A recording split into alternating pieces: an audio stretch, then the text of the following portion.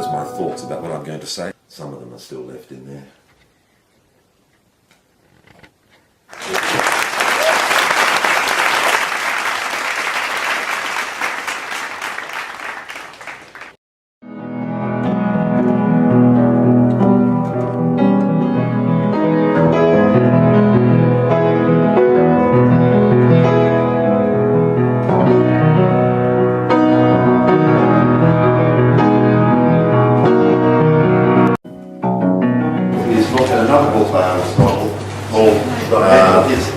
When people talk about something being metaphysical, you know immediately they're talking about something very deep, something very serious.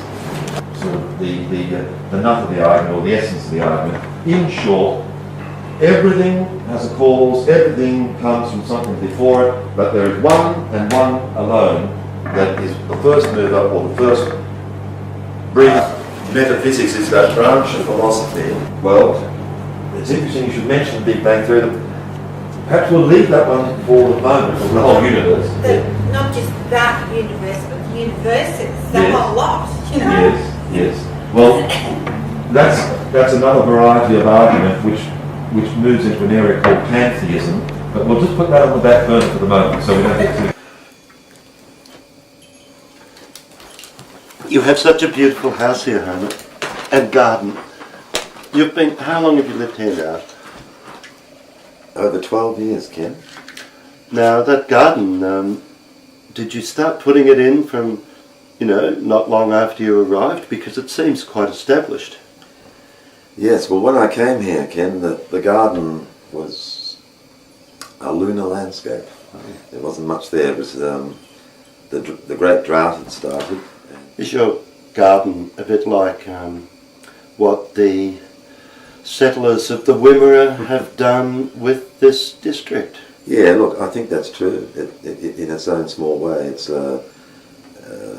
emblematic of what they did, and against all the odds, they found a land that was challenging, with little rain, with sometimes poor soil, and by dint of hard work and vision, they created a little bit of paradise in an otherwise barren land. Well, this is your little bit of paradise. It must be. Yeah. It must be to afford the peace and time for you to have completed Wimmera. And we know from the beautiful ABC program that did a marvellous presentation on that work.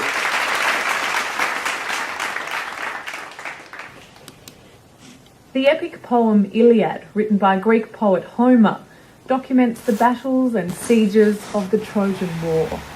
And Homer's namesake, today living in Victoria's Wimmera grain belt, has documented a modern-day battle, the plight and the future of the Murray-Darling Basin. Homer Rieth has penned a 600-page epic, a single poem titled The Garden of Earth, along with a 120-minute piece of music. To the river itself, its glassy transparencies, its stillness, to perfection. While the words paint elaborate and creative pictures, Mr. Rieth's message is very clear. It's a real place that, unless we look after it, will be something that will be lost, and we along with it. In other words, the poem is addressing very real and vital and contemporary concerns that are, if not in the back of the minds, they should in fact be at the very forefront of most people's minds, which might come under the more broadly framed heading of climate change and also of the environment. When I think of the Murray-Darling, it's at the centre of so much life in Australia and so much of our economy, and it's also very political. Would you say you've almost become a bit political in this? Probably it is political because, unfortunately, mere hymns of praise are no longer enough.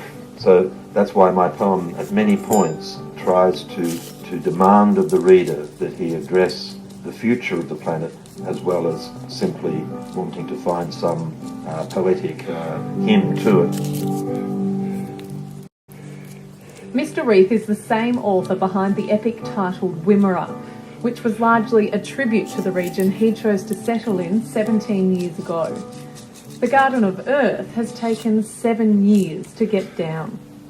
Like Wimmera, there was a lot of research that went into it, which took, 2 or 3 different forms. One form was, travelling around and getting to see places and meet people and allow myself to be imbued with the feeling and the sense and the mood of the rivers, the landscapes and so forth. But another kind of research was also a more intellectual sort of research, which include books by Timothy Morton, who's a famous Harvard ecologist, also a number of important books written by Australians about the Murray, which are classics in their own right, already beginning to put forward strong pleas for the future of the river system and indeed for the whole continent. I think to some extent we didn't listen sufficiently to what they had to say, and in that respect we're probably now beginning to pay the cost. And while it would be one of the most unique submissions authorities would receive about the Murray-Darling Basin Plan, Mr. Rieth intends his work to make a real impact. I believe without any doubt that the poem is as valid and as comprehensive a submission that might be put to authorities who run the river system, or even to political parties or ministerial councils, because after all, the poem is not just some far-fetched pastel afternoon indulgence in the way that, say, a weekend painter might paint a landscape.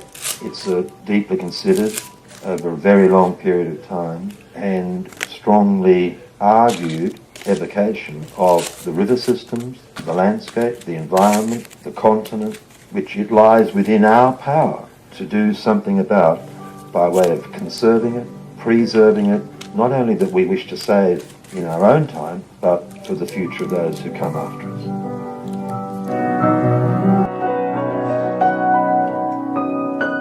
Painters you mentioned, Sidney Nolan and Arthur Boyd, have inspired me through their series of paintings in the Wimmera. I think there's someone at the door.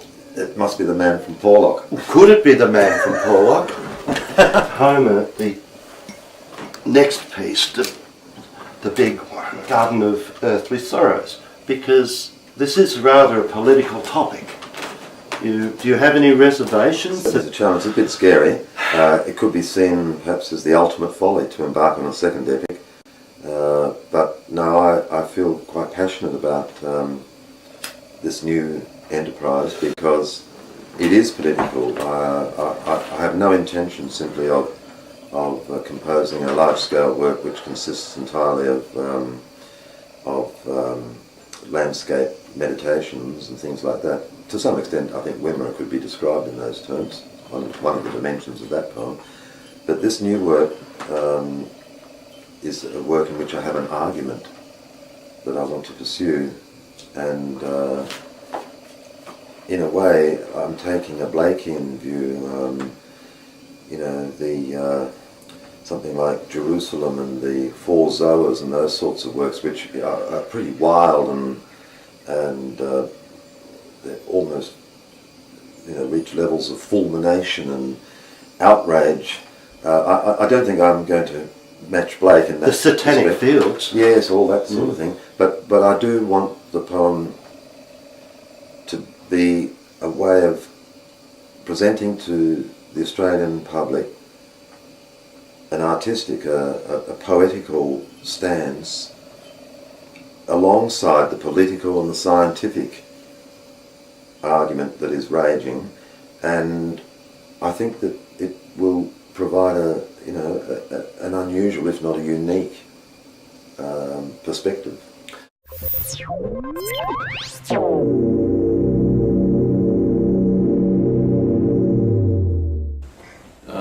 It's an expensive book, alas, but we couldn't get it in under $49, but that includes postage.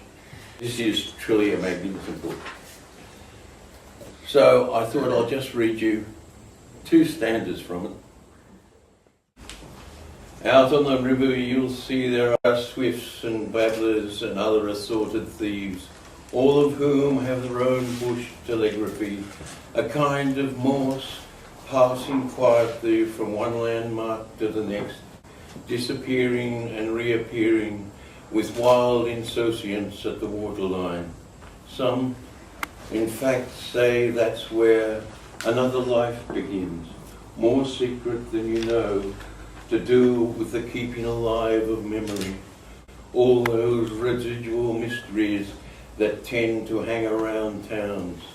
Theirs are the stories the river dwells on the longest, which it passes on surreptitiously to creeks, dams and waterholes.